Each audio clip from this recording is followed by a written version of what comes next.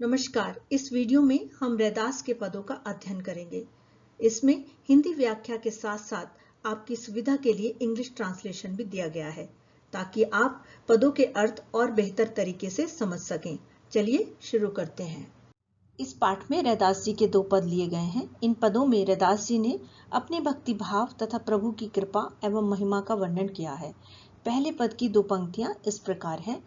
अब कैसे छूटे राम नाम रट लागी, प्रभु जी तुम चंदन हम पानी, जाकी अंग अंग बास समानी।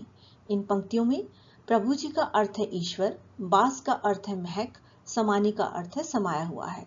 रैदास जी कहते हैं, मेरे मन में आपके नाम की रट लग गई है, वह कैसे छूट सकती है, अर्थात अब मैं आपका परम भक्त हो गया हूँ। अगली पंक्ति में वे प्रभु को चंदन और खुद को पानी बताकर उनसे घनिष्ठ संबंध जोड़ते हैं। जिस प्रकार चंदन की लकड़ी को पानी में डालकर छोड़ दिया जाता है तो उसकी सुगंध पानी में फैल जाती है, उसी प्रकार आपकी भक्ति और प्रेम की सुगंध मेरे तन मन में व्याप्त हो गई है। अगली पंक्तियों की ओर बढ़ते हैं। प्रभु जी तुम घन बन हम मोरा, जैसे चितवत चंद चकोरा, प्रभु जी तुम दीपक हम बाती, जाकी ज्योति बरे दिन राती। इन पंक्तियों में घन का अर्थ है बादल, मोरा का अर्थ है मयूर, चकोर का अर्थ है तीतर जाति का एक पक्षी, चितवत का अर्थ है देखता है, दीपक का अर्थ है दिया, ज्योति का अर्थ है प्रकाश। प्रस्तुत पंक्तियों में कवि रैदास जी कहते हैं कि प्रभु अगर आप आकाश में छाए काले बादल के समान हो तो मैं जंगल में नाचने वाला मोर हूँ। जैसे बरसात में उमड़ते बादलों को देखकर मोर खुशी से नाचता है, उसी प्रकार मैं आपके दर्शन को पाकर खुशी से मुग्ध हो रहा हूँ। जैसे चकोर पक्षी का ध्यान सदा चंद्रमा की ओर लगा रहता है, उसी प्रकार मेरा ध्यान भी निरंतर आपकी ओर लगा रहता है और मैं सदा आपके प्रेम को पाने के लिए तरसता रहता हूँ। अगली पंक्ति में कवि कहते हैं कि हे प्रभु अगर आप दीपक हो तो मैं दीपक की बाती के समान हूँ। जिस प्रकार दीपक के जलने से प्रकाश फैल जाता है, उसी प्रकार आपकी नाम रूपी ज्योति से मेरा मन भी प्रकाशित हो गया है। प्रभु जी तुम मोती हम धागा, जैसे सोने ही मिलत सुहागा, प्रभु जी तुम स्वामी हम दासा, ऐसी भक्ति करे रैदासा। यहाँ सोनेही का अर्थ है सोना, स्वामी का अर्थ है मालिक, दासा का अर्थ है दास, सुहागा का अर्थ है सोने को शुद्ध करने वाला द्रव्य। कवि कहते हैं कि प्रभु आप मोती के समान उज्जवल, पवित्र और सुंदर हैं और मैं धागा हूँ जिसमें मोतियों को पिरोया जाता है, अर्थात एक दूसरे के बिना दोनों अधूरे हैं। जैसे सुहागे के संपर्क में आकर सोना और अधिक खरा हो जाता है, उसकी गुणवत्ता बढ़ जाती है, उसका मूल्य भी बढ़ जाता है, उसी प्रकार मैं आपके संपर्क में आने से पवित्र हो गया हूँ। मेरी भक्ति आपके संपर्क में आकर निखर उठी है। हे प्रभु आप मेरे स्वामी हो, मैं आपका दास हूँ। मैं रैदास आपके चरणों में इसी प्रकार की दास्य भाव की भक्ति को अर्पित करता हूँ। अब हम दूसरे पद की ओर बढ़ते हैं।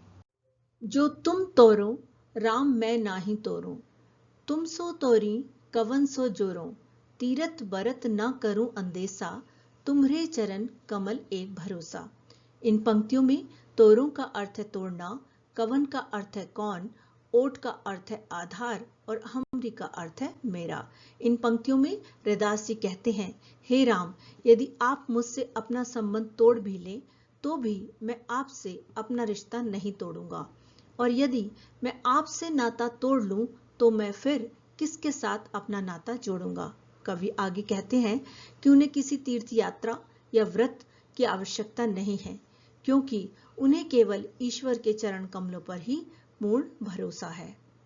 दूसरे पद की अगली पंक्तियां हैं, जह जह जाऊं तुम्हरी पूजा, तुमसा देव और नहीं दूजा, मैं अपने मन हरि सो जोरो, हरि सो जोर सबन सो तोरो, सबही पहर तुम्हारी आशा, मन क्रम वचन कहे रैदासा।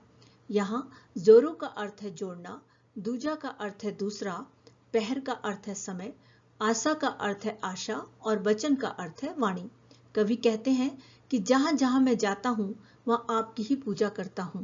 मेरे लिए आपके समान दूसरा कोई देव नहीं है।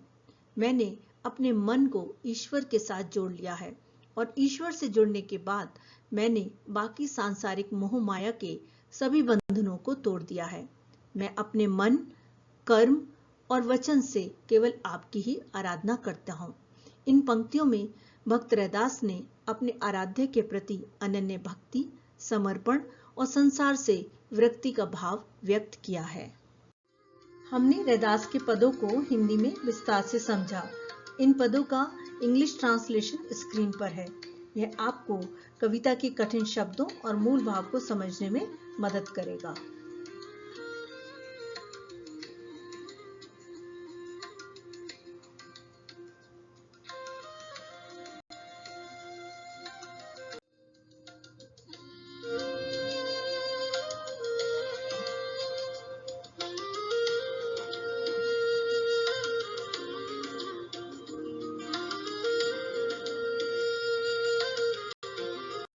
हमने रैदास के पदों को अच्छी तरह से समझा।